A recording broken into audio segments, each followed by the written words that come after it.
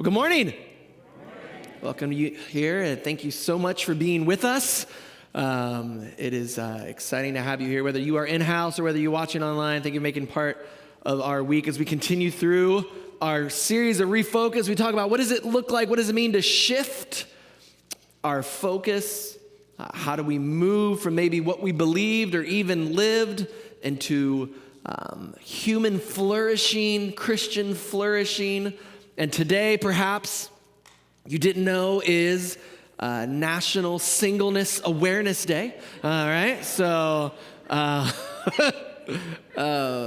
if you weren't aware, you were this weekend if you're single. But no, all right, it is Valentine's Day, and we thought, what a better day, what a better topic for today than refocusing our relationships.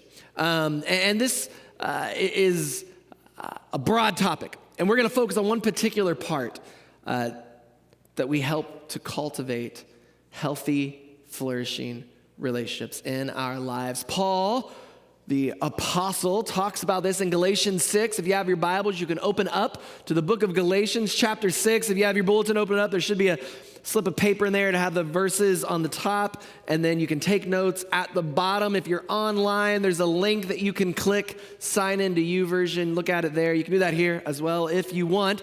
And this is what he says in Galatians 6, starting in verse 1. He says, "Brothers and sisters, if someone is caught in sin, you who live by the Spirit should restore that person gently. But watch yourselves, or you may also be tempted. Carry each other's burdens, and in this way you will fulfill the law of Christ. If anyone thinks they are something when they are not, they deceive themselves. Each one should test their own actions. Then they can take pride in themselves alone without comparing themselves to someone else. For each should carry their own load. Nevertheless, the one who receives instruction in the word should share all good things with their instructor."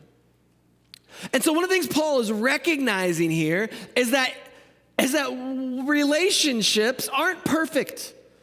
If you didn't know that, maybe this is a realization that you can have today, that there are times when relationships get fractured, right? That when there becomes sort of this gap, and it happens in this particular passage, it says, this happens when sin or bad actions, when one of the parties or sometimes both of the parties are acting or doing things that they should not be doing. And when this happens, we have this sort of fracture, and he's saying, look, you can restore one another, right? He says this in Galatians, right at the beginning, 6:1, this first passage to read. He said, "Brothers and sisters, if someone is caught in sin, you who live by the Spirit should restore them gently. But watch, because you may also be tempted." And so to know that someone needs restored would recognize the fact that there has been a fracture here, that something has happened to cause a break of fellowship, as he's talking about in the church, but a break of relationship between people.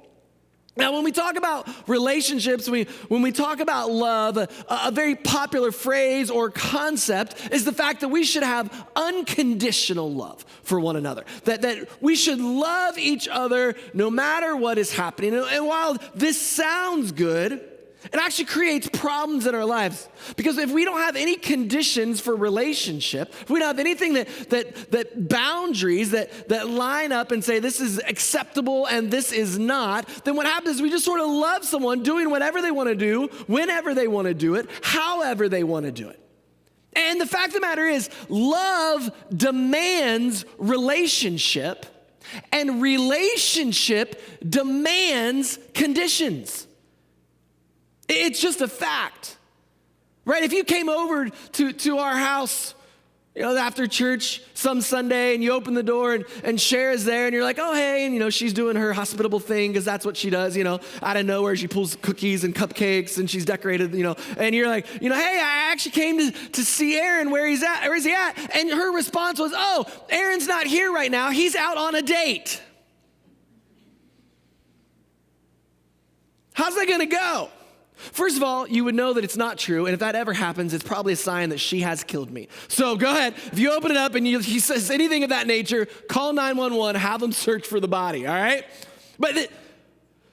Right, that's not an appropriate way to act. I mean, I can't look at her and go, oh, babe, listen, if you loved me, you would let me do whatever you would let me have, a Friday night once a month where I could go on a date with someone. That's not gonna fly in the Duvall household, right? Because love demands relationship and relationship demands conditions.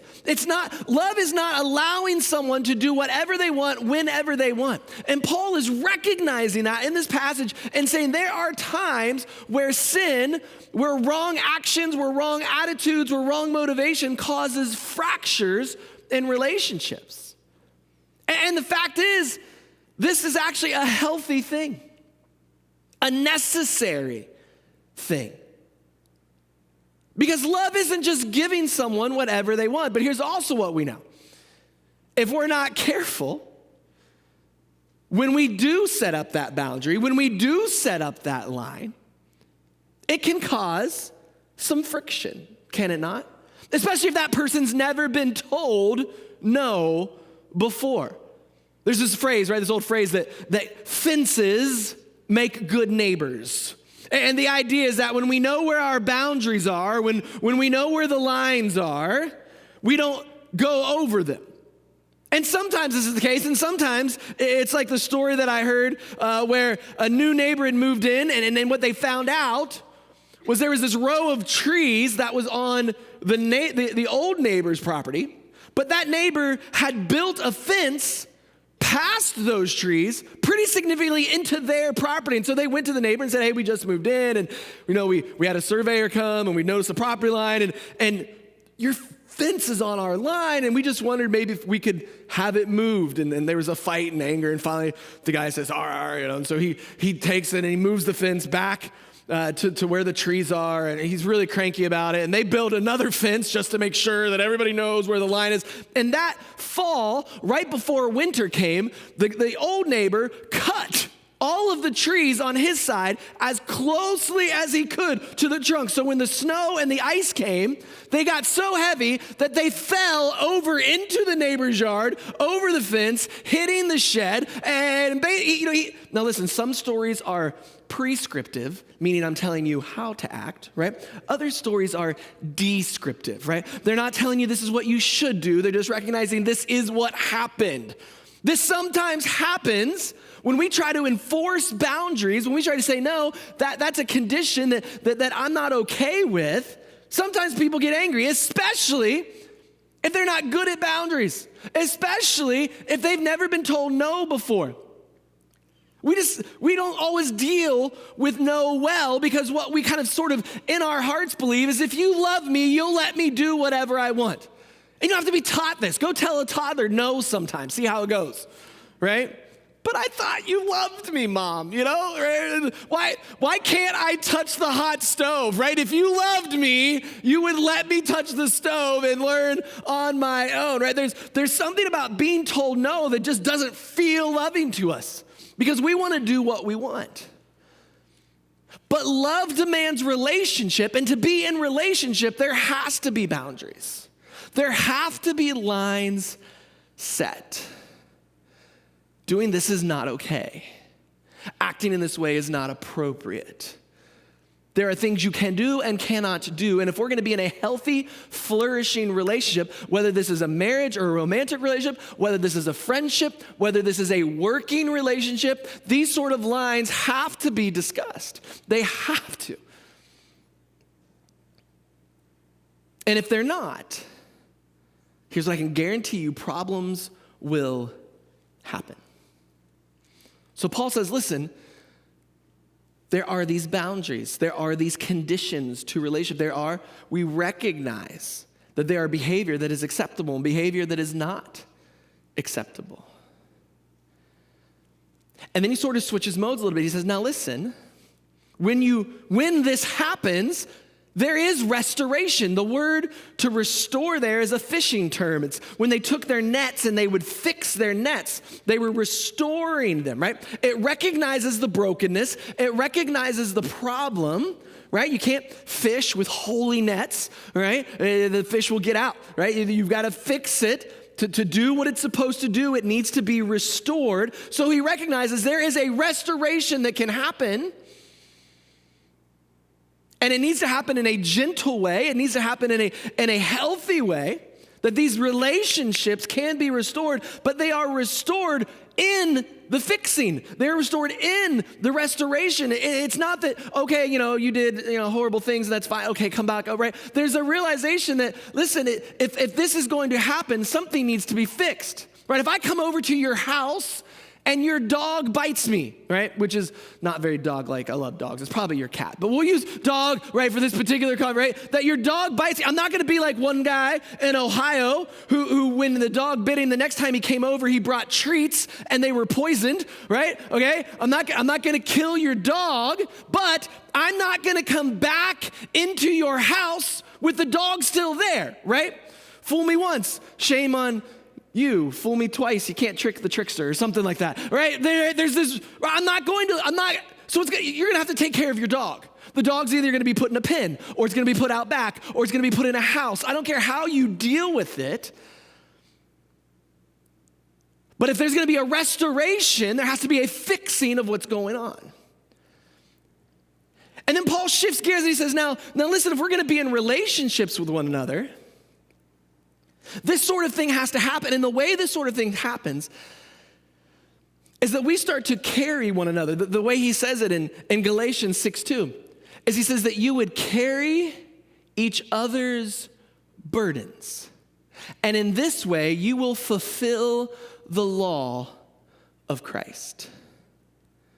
Now, the law of Christ is described in Scripture as the law of love, right? That we are to love God with all of our heart, with all of our soul, with all of our strength, with all of our mind, and we are to love our neighbors as we love ourselves. And he says one of the ways this happens in the Christian context is we carry burdens for one another. Now, this word burden is this sort of significant weighing down, right? It's a weight that cannot be carried alone. It's this oppressive baggage that has been handed to us or has been cultivated in us, oftentimes through no fault of our own, right? We have this sort of baggage, this burden in life that we've experienced, and maybe that baggage or that burden that we've been weighed down has been given to us by someone else, right? It's maybe a past relationship or stuff that's happened in our family or things that happen in our workplace where we've been beaten down. Maybe you hear that voice in the back of your head that tells you no matter what you do, it's never good enough, that you'll never be loved, right? There's this sort of oppressive weight that is happening, and that's what he's describing here. He says these burdens that we're experiencing, these burdens that we're holding on, if we're going to be in relationship with one another, there is a sharing of burdens that happens. There is a helping of these oppressive burdens that sort of, when that weight gets spread throughout the community or spread between spouses or friends, that something shifts in us, that we're able to move a little lighter, right? And what happens is if we're not careful, instead of sharing burdens, we load burdens on one another. This happened, it's actually a story, you can read about it, but it happened on a hiking trip from some guys at Indiana Wesleyan. One of the guys was pretty proud of himself. He saw himself as a master hiker. He had all the gear, and he was feeling really, and they're getting ready to go up the hill, and he's just talking about how great it was gonna be. And what happened is, every time they would stop for a break, when he would lay down his gear or his bag, one of the guys would take a stone, right? And I'm not talking like the little rock. I'm talking a nice sized stone. They would take the stone and they would put it in his bag, right? Now, when this happens once, it's not great. But when this happens another time, and they would stop, and it would happen again, and then another time. And by the fourth or fifth stop, as they're working their way up to the summit, he's just like exhausted. Like he's not bragging anymore. He's barely breathing, right? And he's just like, I'm so tired. And they're dying, right? They are cracking up. And they finally get to the summit, and he opens up his bag, and he sees these stones that have been placed into his baggage, and he's slowly taking him out, and everyone's laughing. I don't know that he was laughing, but everyone else was laughing, right? But this is what happens, I think, if we're not careful. We put ourselves into relationships when instead of bearing one another's burdens, we get someone who's loading us with baggage. And if we're going to have healthy, flourishing relationships, there is a difference between bearing someone's burden and carrying baggage that they're loading us with. If you're in a relationship right now, and let's say you're moving towards marriage, if you're online and this is getting serious, or if you're young today and you haven't got, and you're starting to think about what is this? Listen, if you're with someone who every conversation and every fight and every disagreement and every time something goes wrong, it feels like there's another burden that's been laid upon you. There's another insult that's been laid upon you. There's more baggage that keeps coming, right? And you are in this relationship where every little bit feels like another stone being placed in your bag. That's not what Paul is talking about. That is an unhealthy, toxic relationship. And Paul says those sort of things have to have boundaries.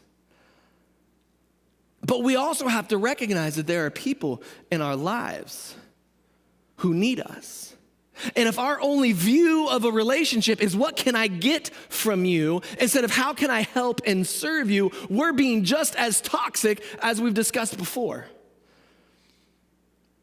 And so part of the relationship is, yes, setting boundaries, but doing that so that we can understand what burdens need to be bared from those around us. And starting to trust the people in our life enough that we can actually start to unload some of our burdens, some of our oppression, some of the things that we need help carrying onto them. So Paul says, I want you to bear these burdens with one another, this weight that cannot be held and you were never created to hold. But then he moves on. Now this next passage, if we're not careful, we can interpret it as contradictory to what was said before, right? Maybe as I read through, you sort of saw that. We tend to lean one way or the other. And if we're not careful, we don't hold these in tension. And this is what he says in 4 and 5, verse 4 and 5, this passage, he says, each one should test their own actions, that they can take pride in themselves alone without comparing themselves to someone else. A whole sermon we could preach on just that. We're not going to do that. We'll have sermon 2 here in a few minutes. This is the part. For each should carry their own load. Now we hear that, you go, Paul, you just told me, right? You just told me that we should be bearing one another's burdens, and now you're telling me I've got to carry my own load. What's going on? You see, when he says these two phrases, he's using two entirely different words. When he's talking about what it looks like to bear a burden, he's talking about this oppressive weight, this weight that's weighing us down, that is pushing down upon us, that's more than we can handle on our own, that's more than we can experience on our own. It's these stones in our bag that we were never meant to carry. But when he talks about a load, right, this is a shipping term. It's literally the cargo. That the ship has been designed to carry a certain amount of cargo, and it's expected to carry that cargo on its own. It's responsible for the way it carries that which it is designed to carry. And so we have two different ideas. We have an idea over here that says there are burdens that are oppressive, that are weighing you down, that you were never meant to bear on your own, that you were never meant to carry on your own. And we have to come together and we have to recognize that. And we have to bear with those together with one another. But then you have the cargo, you have the things that you were designed to carry, the things that you were designed to hold on to. This is the stuff that listen, your job is not to give that to someone else. And if we're not careful, what happens is we don't just want people to carry our burdens, we want them to hold on to our cargo as well. And there is a fine line between helping someone and enabling them. And if we're not careful, they both look loving at the beginning, but this one doesn't have any conditions. Do what you want. Talk to me however you desire. Treat me however you want. And what happens is people end up using the sense that they abuse the situation. And they start loading their stuff onto someone else that person was never designed to carry, never meant to carry. And Paul says, if we're going to be in healthy, flourishing relationships, we have to be able to tell the difference. Love demands relationship. Relationships have to have conditions, have to have boundaries. Relationships have to have places in life where we say that is not acceptable, that is not okay. We don't swing far one way though. This is the danger that we do, right? We get this, we get hurt, we get frustrated, we get angry, we've been loaded down. So what do? We end up cutting off all people. I have been hurt. I have been baggage placed upon me. I'm not going to have you carry my burden, and I'm not going to carry yours. And Paul says that's not healthy. Or we go the other direction where we go, okay, sure, just lay everything on me. Or here, I want everything to be on you. And Paul says you aren't responsible for somebody else's load. We have been created in a way that, listen, there's going to be junk that happens in your life. It's going to happen. And he recognizes, and I think we recognize, that everyone's created a little differently. Some people have a larger load. Some people can't carry quite as much. But we have been expected to both carry our load, that which we're designed with and for, and to bear burdens, to help others with stuff that they were never meant to hold on to. And the only way that we can truly do this is by starting to define the lines, the boundaries, and to restore and to heal and to redeem the hurts in our lives and the fractures and the relationships around us. We are to carry others' burdens. We are to carry our own load. And we must learn the difference. I'm gonna ask you guys to stand with me here. We're gonna close out here in a moment, singing in response. But if you would have first, I'm just gonna pray over us as a congregation. Would you bow your heads with me? Lord, I am thankful that you've created us for a relationship, because there's things that we can't carry on our own. There's aspects of life that we can't do by ourselves.